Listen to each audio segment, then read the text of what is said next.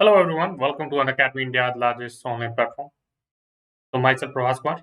तो आज हम जानेंगे भारत पे के बारे में, जो उथल-पुथल मच रहा है, वो सारी चीज़ के बारे में जानेंगे। पॉजिटिव क्या है, नेगेटिव क्या है और इनको कौन नहीं जानता आज की डेट में, अश्विन ग्रोवर साहब का। इनका आप एक शो भी देखते होंगे, ठीक है? तो इससे क्या रिलेटेड क्वेश्चंस आ सकते हैं, जो बैंक के बच्चे हैं या जो भी कॉम्पिटिटिव एग्ज़ाम कर रहे हैं, उसे इस टॉपिक से पर्टिकुलरली क्या-क्या एग्ज़ाम में क्वेश्चन आ सकता है, वो सारा हम जानेंगे आज के डेट में। तो देखते हैं भारत पे के को-फाउंडर कौन है? तो ये ध्यान रखिएगा, अश्नीर ग्रोवर। उसके अलावा भी एक को-फाउंडर है, उनका नाम क्या है? जो न्यूज़ में नहीं रहता है, याद रखिएगा, शाश्वत नकरानी। क्या नाम है? शाश्वत नकरानी, ठीक है?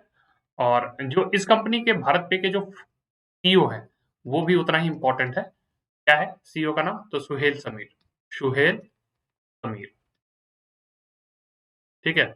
बहुत 2021 में ही सुशांत नकरानी, और ये याद रखिएगा, ये भी को-फाउंडर है। अश्विनी ग्रोवर को 2021 में एमडी बनाया गया, ये भी याद रखिएगा इस कंपनी का।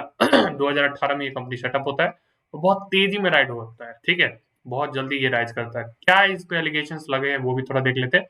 तो ड्यूबियस रिक्रूटमेंट हुआ है, जो ड्यूबियस नेचर्स का है। एक्सपेंसेस जो है, तो वेंडर्स एग्जिस्ट नहीं कर रहा, उनको पेमेंट गया है, तो ये पहले जो प्रीलिमिनरी एग्जामिनेशन होता है, जो ऑडिटिंग होता है, उसमें ये पता चला है।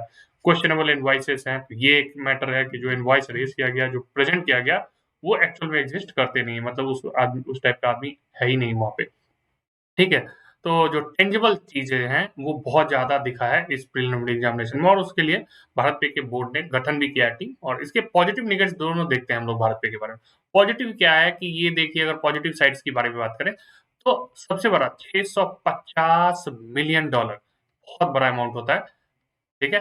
$650 मिलियन इन्होंने रेज़ किया है थ्रू डेब्ट और इक्विटी, दोनों ही याद रखिएगा, डेब्ट एंड इक्विटी। ये मेन पॉइंट याद रखते हैं कि क्या-क्या किया है। अच्छा, 80 लाख, ठीक है, मर्चेंट है इनके पास, जिसको ये सर्व कर रहे हैं अक्रॉस 150 स्टेट्स। ये एक बहुत बड़ा चीज है।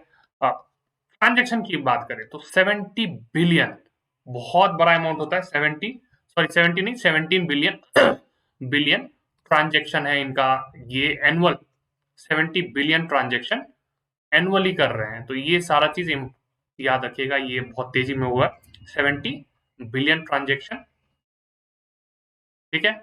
अब जरा ये सब तो चीज कोर था जो ये किए हैं, और इनका अगर बैक रिकॉर्ड भी देखेंगे अश्विन ग्रोवर का, तो ये ग्रोफर्स में थे, आईटीएन है, तो ये सब जो ग्रोफर आज के डेट में ब्लिंकिट के नाम से जाना जाता है, ये सब याद रखिएगा। जो सीईओ है सुहेल समीर, ये भी एग्जाम में क्वेश्चन पढ़ सकता है। प्लस पॉजिटिव साइड्स तो देख लिया, नेगेटिव साइड में क्या हुआ कि इन पे डिस्क्रिपेंसी ले गए, तो बोर्ड मेंबर ने 4 बड़े जो ऑडिटेड फर्म है, उसके बारे में क्या किया कि उनका अनाउंसमेंट किया कि इस 4 में से कोई एक ऑडिटिंग करेगा। तो ये भी जान लेते कौन-कौन बड़े-बड़े ऑडिटर फर्म है, कौन-कौन ऑडिटर फर्म है, तो ये जरा देख लेते हैं।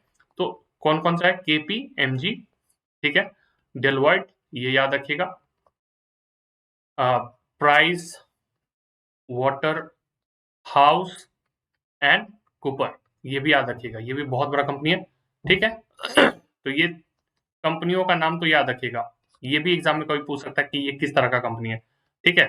चौथा कंपनी भी याद रखिएगा जो उसके अलावा है, EY, अर्नेस्ट एंड यंग, ठीक है? अब इसमें से जो अभी मैटर आया है कि ये तो बात का था, पहले जो प्रीलिमिनरी था, तो इनका एक फर्म है, लीगल फर्म, जो भारत पे का है, ठीक है? क्या नाम है? Shardul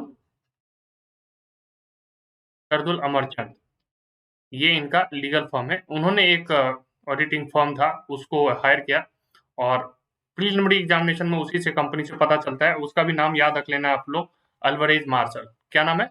Alvarez martial.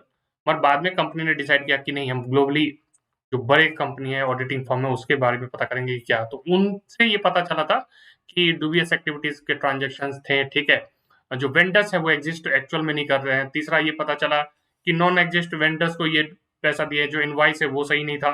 तीसरा एक मैटर था कि जो भी ट्रांजेक्शन हुए हैं, तो उसका एक्चुअल में एग्जिस्ट नहीं है। जो हायरिंग हुआ है, वो भी इन्होंने पहले बताया था कि थर्ड पार्टी था, तो वो सब ऐसा कुछ एग्जिस्ट नहीं कर रहा था। तो ये सब चीज, सारी ही चीज इंपॉर्टेंट है एग्जामिनेशन के पॉइंट। अभी इन्होंने हाल ही में बोल दिया कि अगर ऐसा चाहता है कि कंपनी की मैं रिजाइन कर दूं, तो इनका स्टेक जो है 9.5% है, तो उसके एवज में इन्होंने 4,000 करोड़ का डिमांड किया है कि अगर आप चाहते हैं कि मैं कंपनी को छोड़ दूं, तो ठीक है, मुझे 4,000 करोड़ दे दिया। क्यों? तो अभी जो प्रेजेंट है, लास्ट ईयर कंपनी का वैल्यूएशन 3 बिलियन था, ठीक है? तो इसका कहने का मतलब यूनिकॉर्न कंपनी है ये अभी।